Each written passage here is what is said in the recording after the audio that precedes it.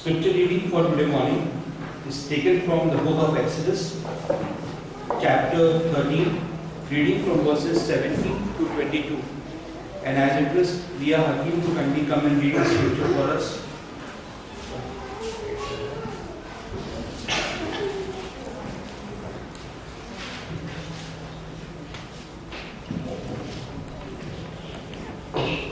Today's scripture reading is taken from Exodus chapter 13, verses 17 to 22. Exodus chapter 13, verses 17 to 22. Then it came to pass, when Pharaoh had let the people go, that God did not lead them by way of the land of the Philistines, although that was near. For God said, lest perhaps the people change their minds when they see war and return to Egypt. So God led the people around by way of the wilderness of the Red Sea, and the children of Israel went up in orderly ranks out of the land of Egypt. And Moses took the bones of Joseph with him, for he had placed the children of Israel under solemn oath, saying, God will surely visit you, and you shall carry up my bones from here with you. So they took their journey from Succoth and camped in Etham at the edge of the wilderness. And the Lord went before them by day in a pillar of cloud to lead the way, and by night in a pillar of fire to give them light, so as to go by day and night.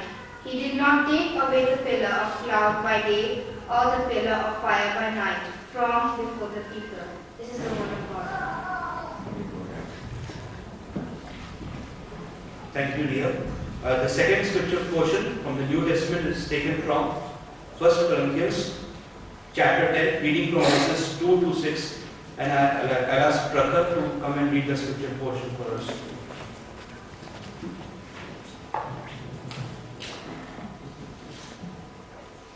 Today's scripture verse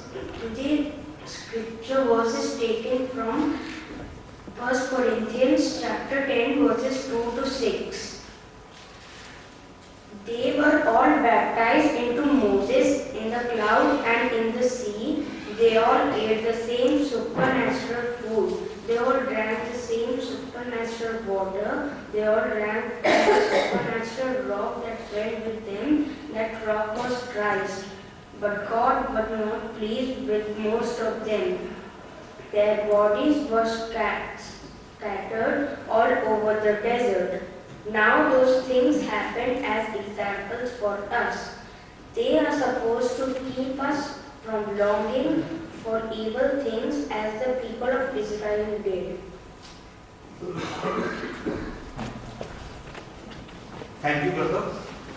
The theme for today's meditation is the presence of God, and I will ask Pastor to kindly lead us in the time of meditation. Shall we look to God in prayer?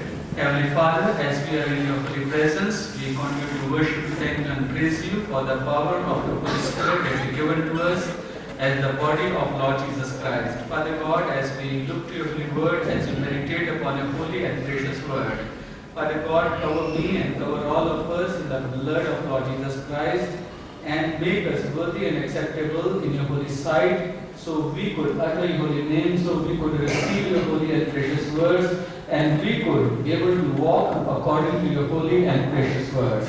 Father God, speak to us and strengthen our spiritual life through your holy and precious word, which is the double sword.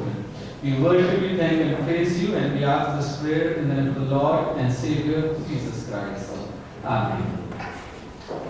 Father God, as the word of God reminds us about our God the Father, and God the Son, and God the Holy Spirit, which speaks to us that their presence is always with us. As we look to these scripture portions which were read before us from the book of Exodus and 1 Corinthians, all these reminds us that the presence of God the Father, God the Spirit, and God the Son is always with us. In our spiritual journey or in our life, we are not alone. But the Trinity, or we can say God, is always moving with us, because we are called and chosen by Himself or by Him and we are paid the price by Him. That Lord Jesus Christ died for us on the cross of Calvary. He shed His blood, He gave His life, and He paid the price for our redemption. That is why in our life journey, being His chosen one, being His called one, and being His people, we are not all alone. But He is always with us, and it is His promise that He will be always with us.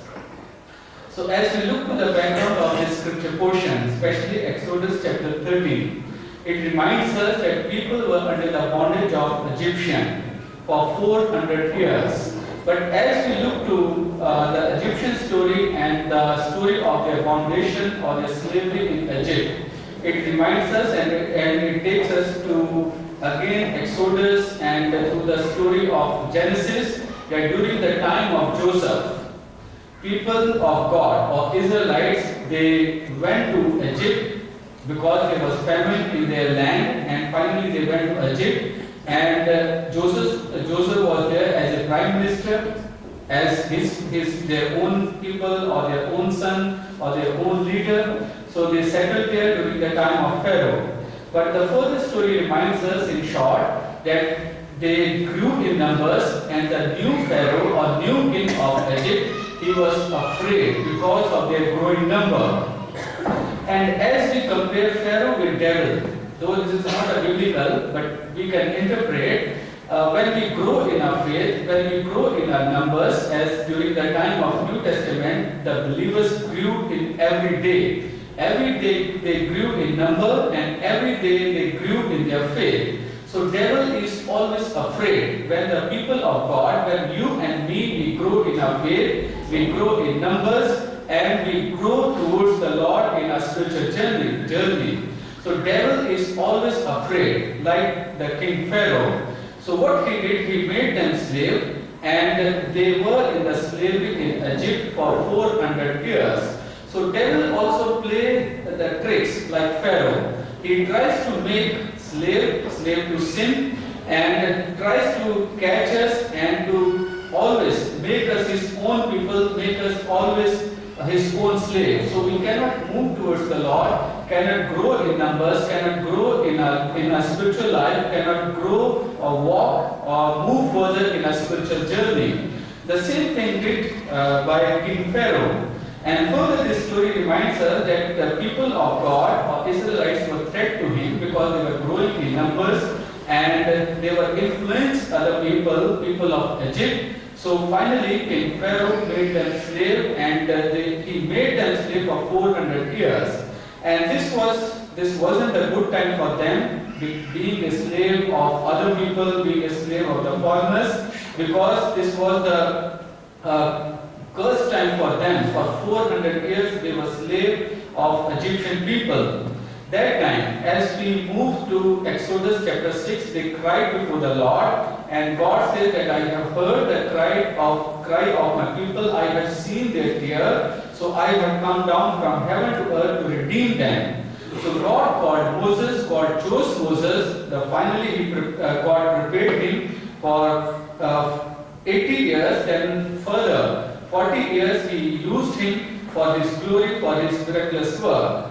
And the story reminds us, finally Moses led the people of God, and now there was hurdle of Red Sea, because the Egyptian army was behind them, and they had the trouble, or they had the hurdle of Red Sea. They had to cross the Red Sea so they could move into Promised Land and could see the promise or fulfillment of the promise of the Lord, because the army was following them. The further this story reminds us, finally God helped them, and he divided the water of the Red Sea, and the people of God, they crossed the Red Sea and they entered into the Promised Land. Now again, Word of God reminds us that devil always tries to put many hurdles in our spiritual life. When we grow in our spiritual life, when we decide that for these many hours I will meditate upon the Word of God, I will spend time in prayer and fasting, they will always bring something or some hurdles in our lives.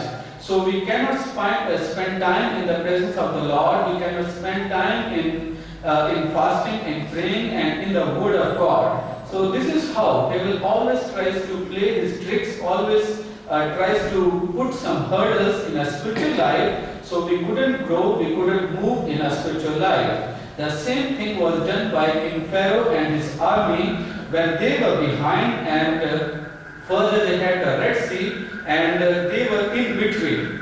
But as Word of God reminds us that they cried before the Lord, they prayed before the Lord, and God divided the water of the Red Sea into two parts, and the people of God crossed the Red Sea. Now, as we come to Exodus chapter 13, verse 17 onwards, now here it says, when Pharaoh let the people go, God did not lead them on the road through the Palestine country, though that was shorter. For God said, if they face war, they might change their minds and return to Egypt. Now, it says, verse 18 says, so God led the people around by the desert road towards the Red Sea. The Israelites went up out of Egypt armed for battle. Now, again, the Word of God reminds us that God has redeemed us from the sin, or He has given us freedom from the sin, not the freedom to sin. That God has redeemed us from the freedom of sin, not to freedom of sin. That is not that we continue to commit sin, because the grace of the Lord is there, forgiveness of the Lord is there, and God is gracious and is merciful, and He has already shed His blood and already has given His life on the cross of Calvary. So that shouldn't be an excuse, shouldn't be an idea that let us keep on sinning, because grace of the Lord is there. Whenever and wherever I can ask for the forgiveness, God will forgive me. So let us be continue in our sin. Or He is a forgiving God. If I commit sin, then next moment after committing the sin, I can ask God, God forgive me, because you are the forgiving God, you are the gracious God, you are the merciful Lord, and He will forgive me. So we cannot play with the Lord, because we are not sure about our life, that what will happen to us at next moment. Last Sunday, as we had meditation, that when we will leave this earth, or what will happen to us at next moment, no one is sure, no one is certain. But Word of God reminds us and tells us, we shouldn't make this excuse, oh, let us commit sin, because He is a gracious, He is a forgiving God. So after committing the sin, I will ask God, God forgive me. So here Word of God reminds us and tells us through verse 18, so that God led the people around by the desert road towards the Red Sea. The Israelites went up out of Egypt armed for battle. Now here it tells us that God has given us freedom from sin, not to sin. That is why it says, or that is why I said, that we are not alone in a life journey. We are not alone in a life journey. When God led His people, or God took His people towards the promised land, it says He took the long way to reach towards the promised land. As we read verses 17 to 18, once again it says, when Pharaoh let the people go, God did not lead them on the road through the Palestine country, though that was shorter. Or it says that it was only 100 miles, or it was 11 days journey. For God said, if they face war, they might change their minds and return to Egypt. So God led the people around by the desert road towards the Red Sea. The Israelites went up to Egypt armed for battle. Now the first point for our meditation is wilderness. As I said in the beginning, that in a life journey we are not alone. The presence of the Lord is always with us and will be with us if we invite Him, if we continue to seek Him, continue to put our eyes towards Him. Now what happened? The first point is wilderness. God took the way, or God chose the way of the wilderness. So it says that the other way, if they could have gone through the straight way or could have crossed through the Palestine, then it was the shorter way, as it is written in verse 17, almost 11 days journey. And it says that though that this way was shorter, for God said if they face war, they might change their minds and return to Egypt. Now, God said if they face war, they might change their minds and return to Egypt. This story reminds us it took 40 years to change the minds of people because they were under the influence of Egyptian doctrines, Egyptian teaching, Egyptian religion for 400 years. So it took 40 years to come out from the influence of the 400 years that they had in Egypt. So when they came out from the influence of the Egyptian and changed their minds, then God took them to the promised land. Through all these 40 years, the first reason was, it says, because they were not prepared for the war, so they might change their minds and return to Egypt. The first reason was why God took the longest way, that they might, if they face war, they will be afraid or they may be destroyed by the enemies. The second reason was that they might change their minds and return to Egypt. So there were two things. Because they were in Egypt for 400 years and they were totally under the influence of Egyptian people because they were there for 400 years. So during these 40 years, during this wilderness, God wanted them to come out from the influence of Egyptian doctrines, Egyptian teachings and Egyptian religion.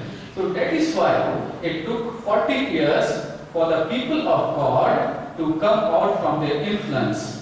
The reason, another reason was because the word of God says they were stiff-necked and they were disobedient, they were ungrateful and they were unfaithful and they were wicked people. Every time they used to grumble before the Lord, God, why you have taken out from the Egypt? We were very good and we were enjoying our life in the Egypt. God, why you did this to us? And many times they grumbled before the Lord. So because of their unfaithfulness, their ungratefulness, their wicked behavior, their disobedience, it took 40 years to reach to the promised land. Had they obeyed the God in 1 or 2 days, or had they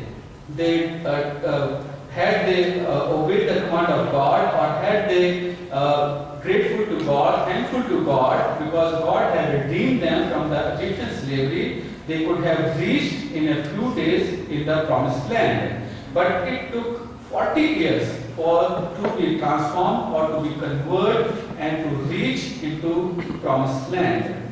So dear friends, once again I want to repeat that being a people of God, we are not alone in our life journey. As we look to this world, we can say this world is like a wilderness to us.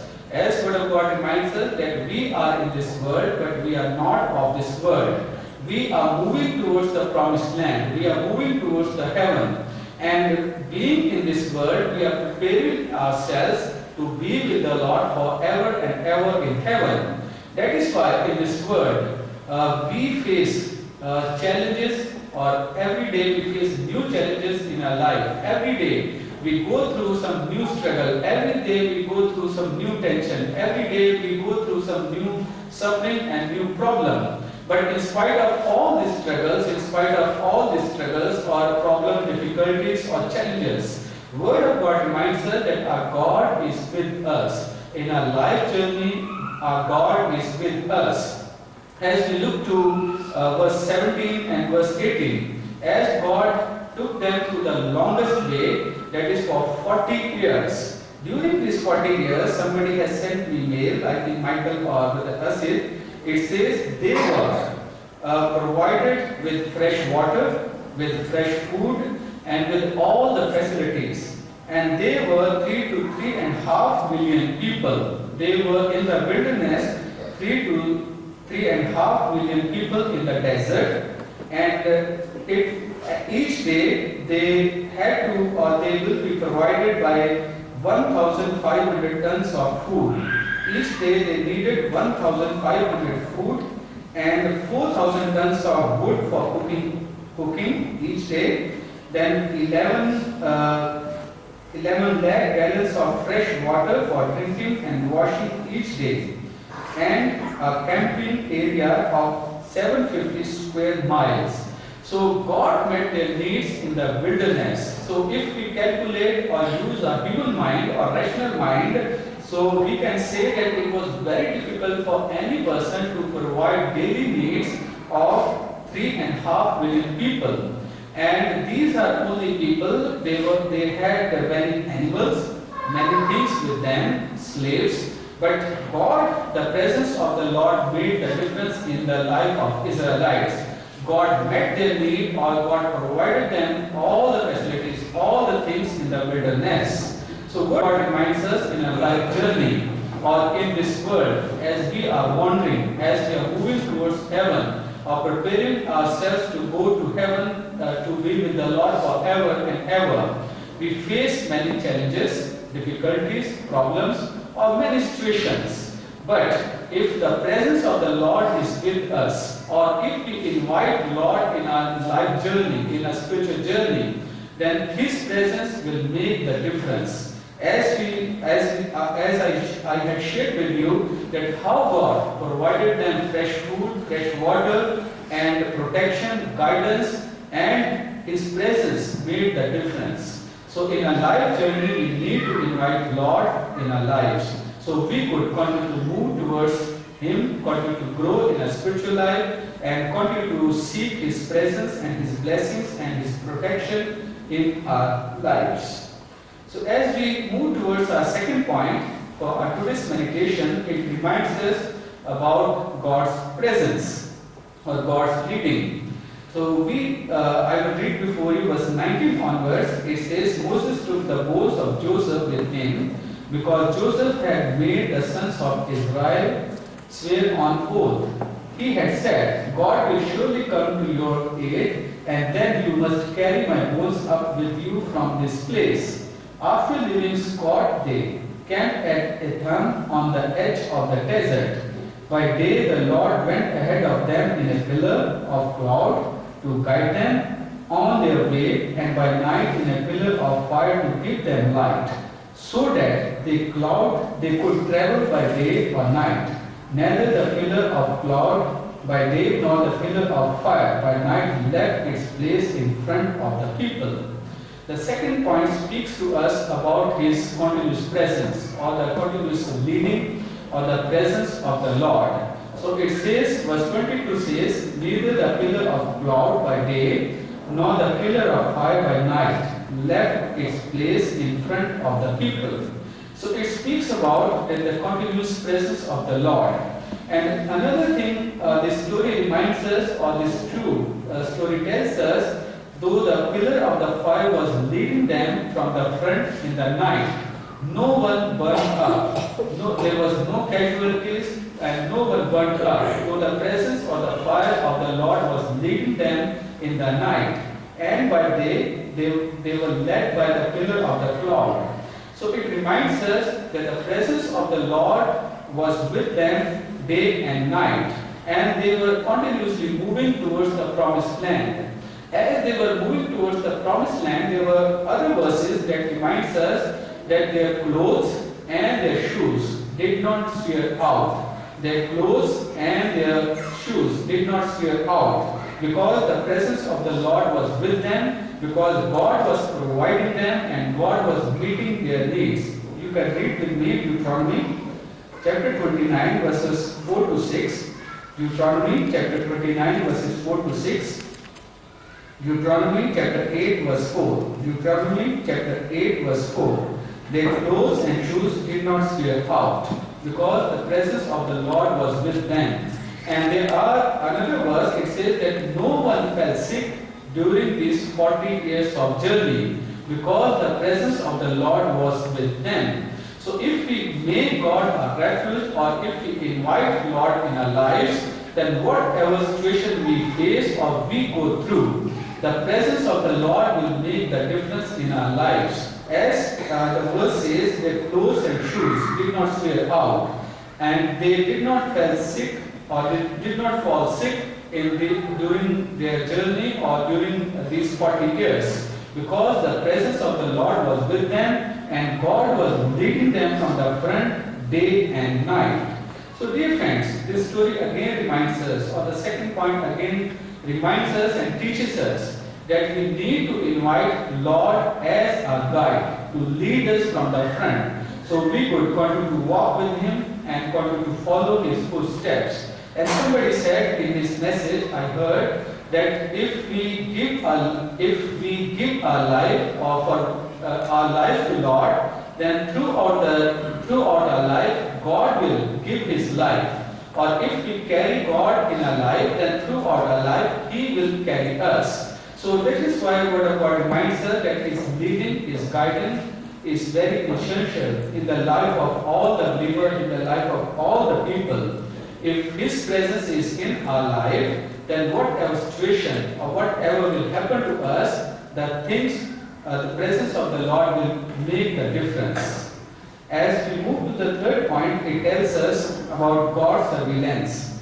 Yesterday we had a men's fellowship and we were discussing about the presence of the Lord, or the continuous presence of the Lord in our lives. As we look to Psalm 121, this is a journey song, and it reminds us that the God is always watching us. And also as we look to Psalm 34 verses 15 and 16, that God is watching both righteous people and wicked people.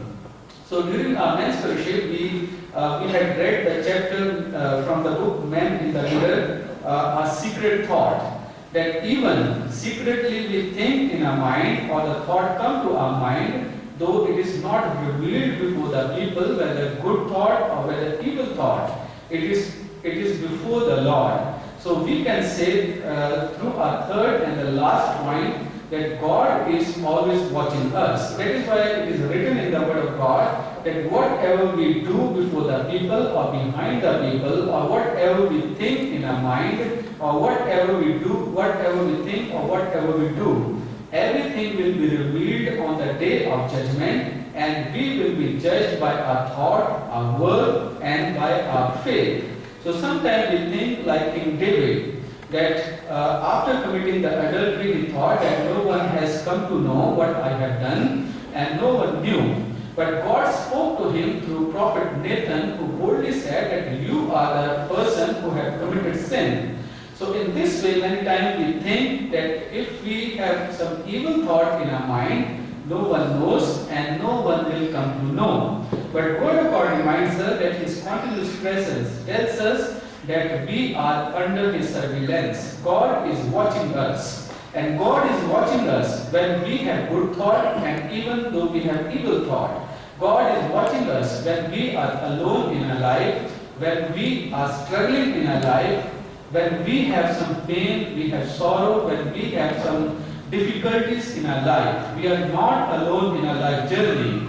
God is watching us. He is always with us. So that is why I would like to encourage you that if we think that in our life journey we are alone, no one is with us to help us or to walk with us. But here, this story tells us and reminds us that He is always with us, always watching us, always moving with us. Though we have struggles, though we have pain, though we have difficulties, we cannot share with other people, though we are struggling with some kind of sin or some wicked habits, and we want to come out from all the things. So it says, Word of God reminds us and tells us through this story, and we are afraid to share all the evil things, all the evil thought, all our struggles, all our pain with other people, that what other people will say, what other person will say. But here the story tells us and reminds us that God is watching us and everything is revealed before the Lord. So that is why let us place all the things before the Lord, whether evil thinking or whether our struggles, whether our pains, whether all the difficulties. Because if we place all the things before Him, then His presence in our life journey will make the difference. May God bless us.